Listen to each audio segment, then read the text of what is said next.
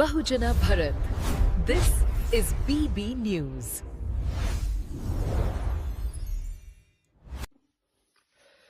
న్యాయవాద మిత్రులకు విన్నపం.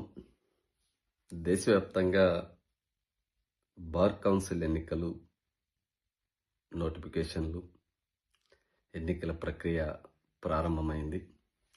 ఈ సందర్భంగా రిజర్వేషన్ల పరిరక్షణ సమితి న్యాయవాదులకు చిన్న విన్నపం. భారత రాజ్యాంగ వ్యవస్థల్ని కాపాడే బాధ్యత, వాటికి న్యాయం చేసేటువంటి బాధ్యత న్యాయస్థానాలు చేపట్టడం జరుగుతూ ఉంది. కానీ ఈరోజు దేశంలో భారత రాజ్యాంగం మొదటి పేజీలో ప్రియాంబుల్లో చెప్పినటువంటి సామాజిక, ఆర్థిక, రాజకీయ సమన్యాయం కోసం న్యాయ వ్యవస్థ కావచ్చు, న్యాయవాదులు కావచ్చు, ఎంత మేర వాటిని పరిరక్షించేటువంటి బాధ్యతను తీసుకుంటున్నారు అనేది ఈరోజు రిజర్వేషన్ల పరిరక్షణ సమితి వ్యవస్థాపకులు డాక్టర్ పోతుల నాగరాజు ప్రతి న్యాయవాదికి ఒక విన్నపం చేస్తూ ఉన్నారు. ఇప్పటికీ అనేక సందర్భాల్లో జాతీయ స్థాయిలో బార్ కౌన్సిల్ ఎన్నికలు జరిగాయి. ఇప్పటి వరకు రూల్ ఆఫ్ రిజర్వేషన్ అనేటువంటిది ఎక్కడా అమలు చేయడం లేదు.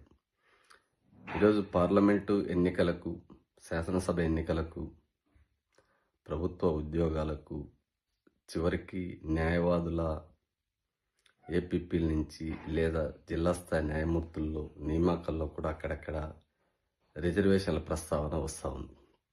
కానీ ఇప్పటి వరకు 1950 నుంచి ఇప్పటి వరకు రిజర్వేషన్లను సంపూర్ణంగా పరిరక్షించేటువంటి న్యాయ వ్యవస్థలోనే ఆ రిజర్వేషన్లను అమలు చేయకపోవడం అనేది చాలా బాధాకరమైన విషయం.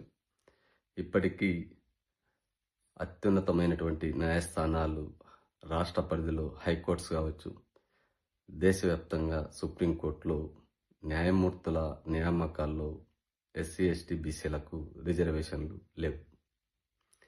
ఈరోజు జరుగుతున్నటువంటి బార్ కౌన్సిల్ ఎన్నికల్లో సుప్రీంకోర్టు ఒక ప్రకటన కూడా వెలువరించింది. బార్ కౌన్సిల్ ఎన్నికల్లో మహిళలకు 33% రిజర్వేషన్లు అమలు చేసి ఎన్నికలకి ప్రక్రియను జరపండి అని. ఇదే న్యాయమూర్తులకు లేదా సుప్రీంకోర్టు చీఫ్ జస్టిస్కు రిజర్వేషన్ల పరిరక్షణ సమితి రాజ్యాంగాన్ని పరిరక్షకులుగా పనిచేస్తున్న మీకు ఒక సూటి ప్రశ్న. భారత రాజ్యాంగం కల్పించినటువంటి దళిత, గిరిజన రిజర్వేషన్లను ఎందుకు బార్ కౌన్సిల్ ఎన్నికల్లో మీరు అమలు కావడానికి కృషి చేయలేదు? అగైన్ ఈరోజు